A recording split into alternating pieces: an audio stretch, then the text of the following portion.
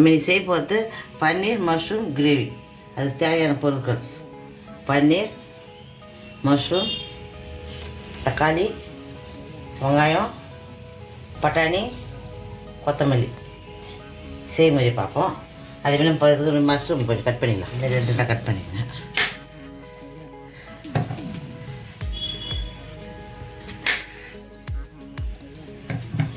நல்லா ஃபஸ்ட்டு கழுவி வாஷ் பண்ணி வச்சுருக்கேன். மஷ்ரூம் நல்லா சுத்தமாக எதுவும் கழுவிடுங்க. க்ளீனாக கழுவினா தான் நல்லாயிருக்கும். மண் இல்லாத சுத்தம் கழுவிடும்.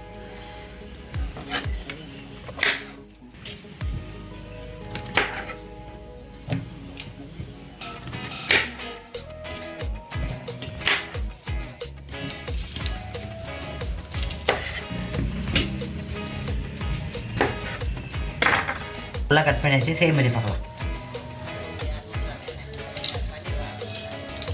ஒரு பீஸ் எடுத்து போட்டுருக்கோம். ஃபஸ்ட்டு நம்ம நல்லா பன்னீரை வறுத்துக்கலாம்.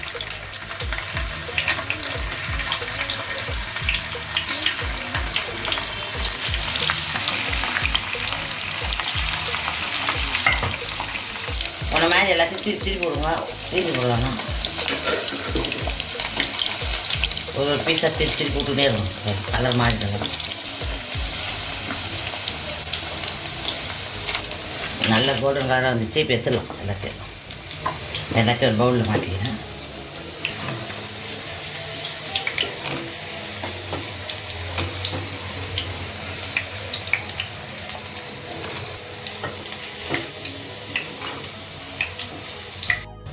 ஒரு ஸ்பூன் கடுகு போட்டுக்கணும்.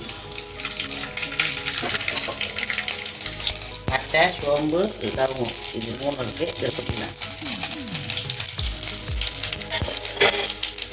நல்லா 2 வெங்காயம் எடுத்து நல்லா மாவை மத்தி அரைச்சி வச்சுருக்கேன். இதில் ஊற்றிக்கலாம்.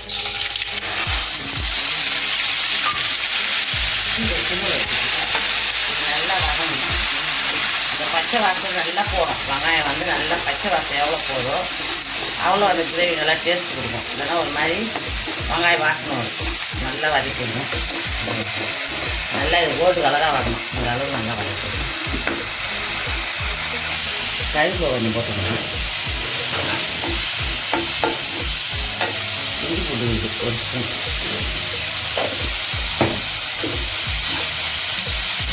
தக்காளி 2,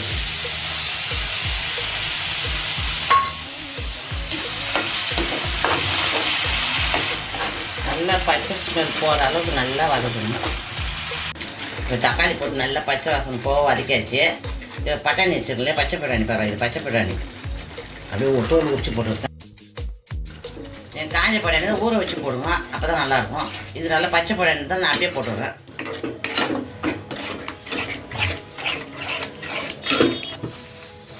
ரெண்டு ஸ்பூன் மிளகாத்தூள்ப்பா. 2 ஸ்பூன் மிளகாத்தூள் போடுறேன். 2 ஸ்பூன் தனியாத்தூள் இதையும் போட்டுருவேன். 1/2 ஸ்பூன் மஞ்சத்தூள் போட்டுருவேன்.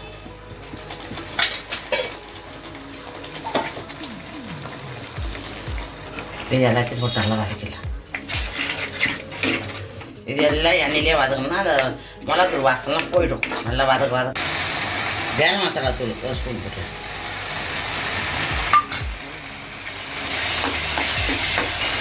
மஷ்ரூம் போட்டுக்கலாம்.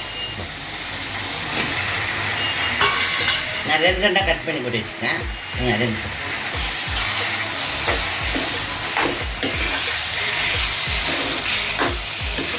கொஞ்சம் கலர்ஃபுல்லாக இருக்கும். பார்த்தியா? ரெடி.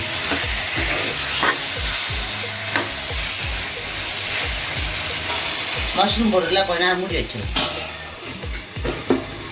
10 முந்திரி பருப்பு ஊற வச்சு வச்சுருக்கேன். நல்லா இதை நம்ம அரைச்சி அதில் ஊற்றிக்கலாம். மூடி வச்சு 3 நிமிஷம் ஆயிடுச்சு. இப்போ தட்டு பார்க்கலாம். எப்படி இருக்கு? முந்திரி அரைச்சோம் இல்லையா, அது இதை ஊற்றிக்கலாம்.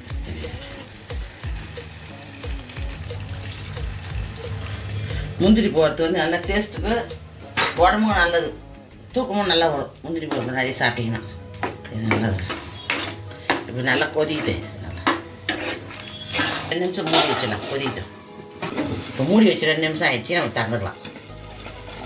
எப்படி மேலே சேர்த்துட்டு அதனால தான் மூடி வச்சு சொல்கிறது.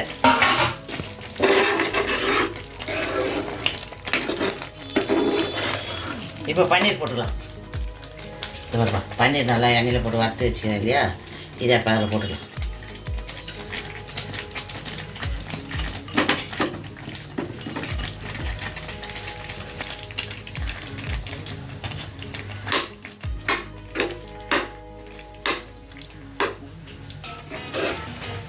பன்னீர் மஷ்ரூம் கிரேவி எப்படி இருப்பாரு, அப்படியே கலர்ஃபுல்லாக சாப்பிடும் போட தோணும்.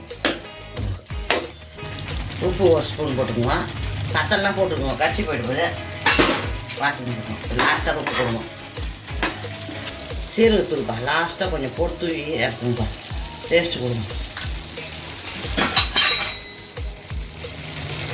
கொத்தமல்லி கடிச்சா கொத்தமல்லி.